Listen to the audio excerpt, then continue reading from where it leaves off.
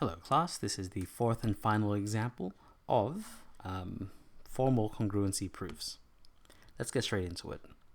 In the following figure, AB, in case you've forgotten what that symbol means, it's saying that AB is parallel to CD. So let's draw those lines there. So the arrows mean that they are parallel.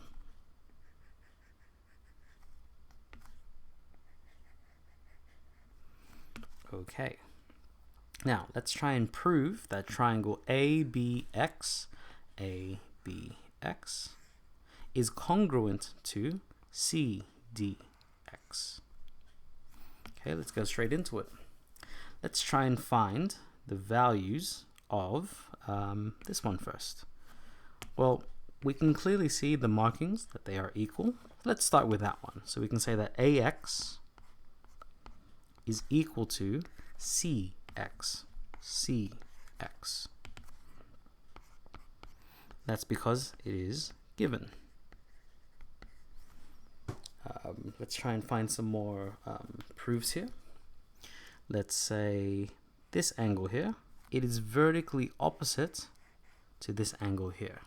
So angle BXA is equal to angle DXA. And that is because it is vertically opposite. Oops.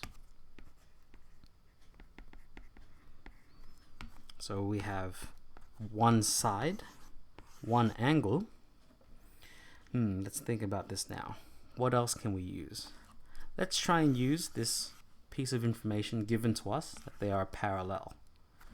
Hope you can remember that this angle, it actually forms a Z with this angle. Now in parallel lines, if you can recall, if it makes that Z shape, they are equal. So from there we can say that angle BAX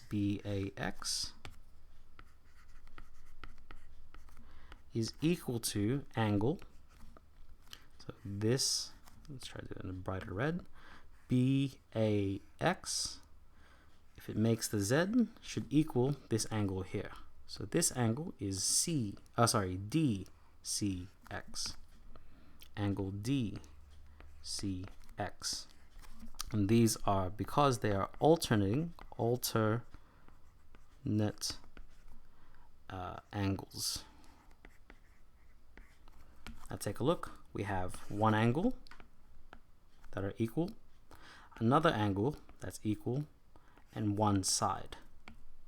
Well, we can therefore say we have the three statements that triangle ABX is congruent to triangle CDX because of angle, side, AAS.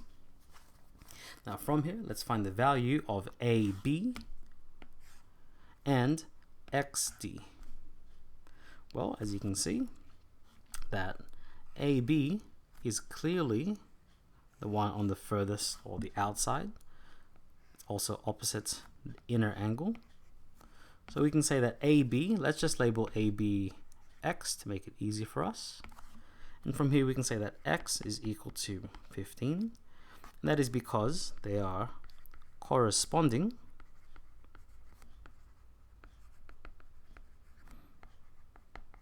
sides of congruent triangles.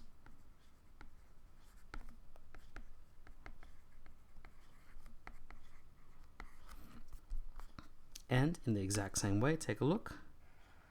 XD is what we're looking for. Let's just label that one Y to make it easy for ourselves. Y must equal 7. And for the exact same reason, because we already know that these two are equal and these two are equal, which leaves us with one last pair.